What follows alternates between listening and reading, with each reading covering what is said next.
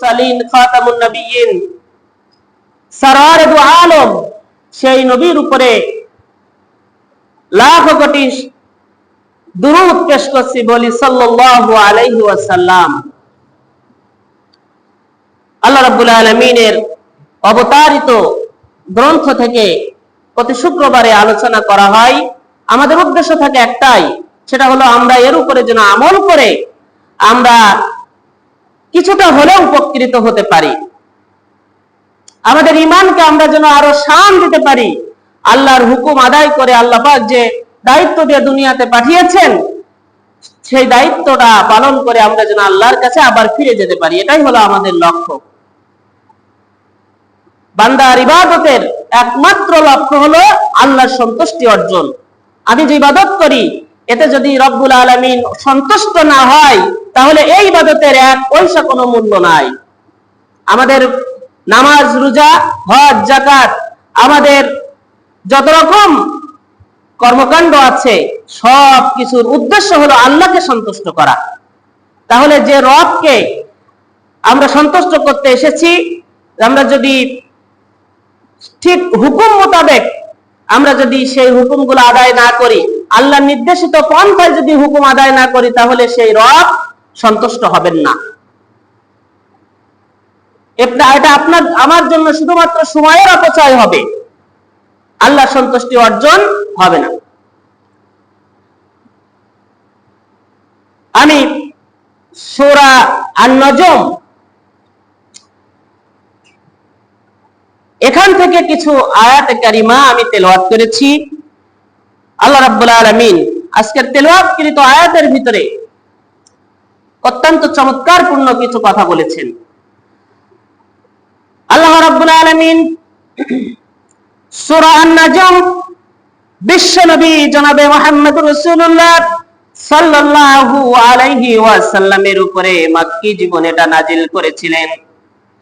এই সূরার ভিতরে আল্লাহ রাব্বুল আলামিন তার নবীকে সম্বোধন করে অনেক কথা বলেছেন।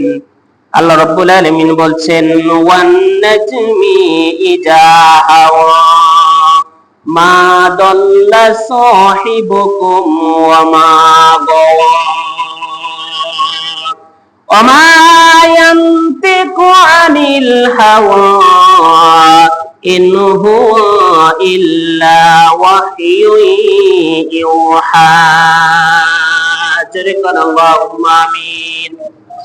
আল্লাহ রাব্বুল আলামিন বলছেন, ওয়ান নাজমি ইজা হাওয়া, শপথ সেই নক্ষত্ররাজির যখন নক্ষত্ররাজিগুলো অস্তমিত হয়ে যায়, অর্থাৎ আমরা যখন আমাদের খালি চোখে আকাশের দিকে তাকাই, আমরা আকাশে অসংখ্য নক্ষত্র দেখতে পাই, তারকারাজি দেখতে পাই কিনা?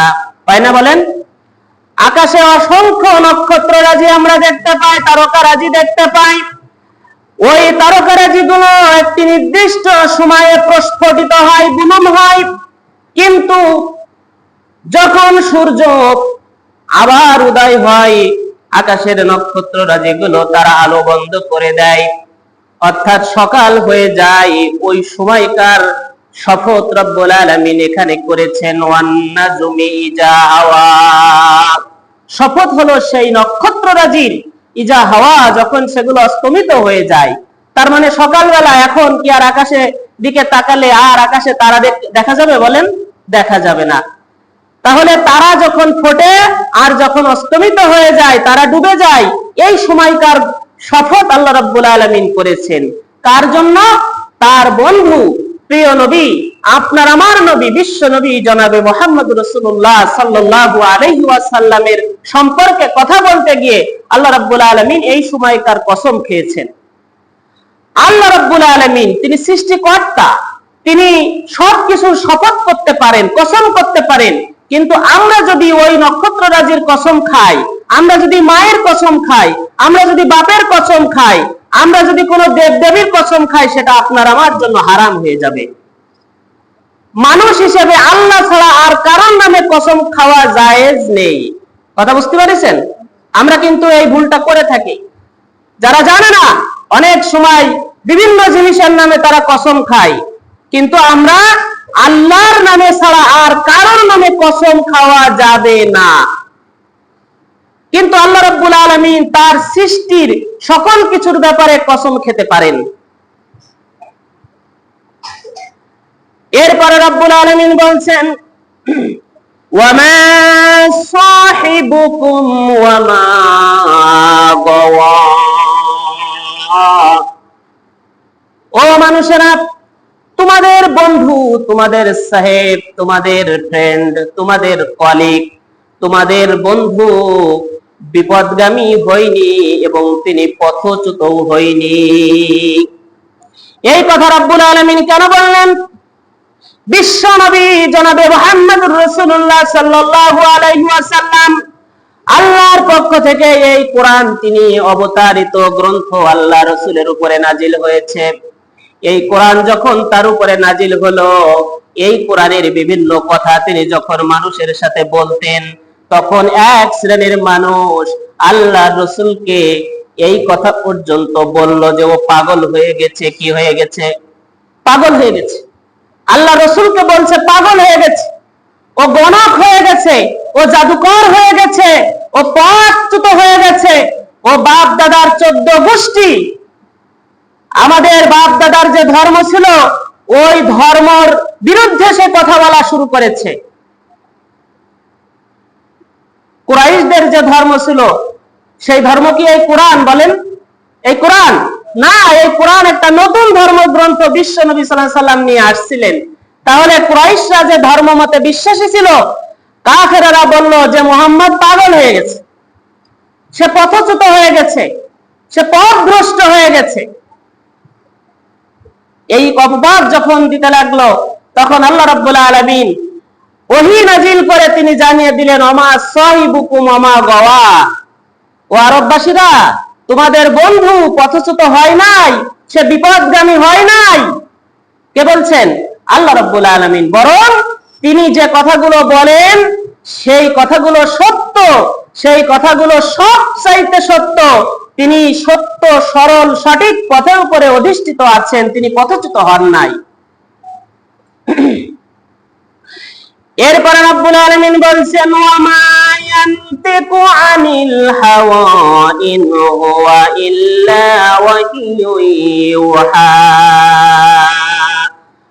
ও আমার বন্ধু বিশ্বনবী জনাবে মুহাম্মদুর রাসূলুল্লাহ সাল্লাল্লাহু আলাইহি সাল্লামের ব্যাপারে রব্বুল আলামিন বলছেন, আমার বন্ধু মুখ দিয়ে নিজের নফসের প্রবৃত্তির তাড়নায় একটা কথাও তিনি বলেন না।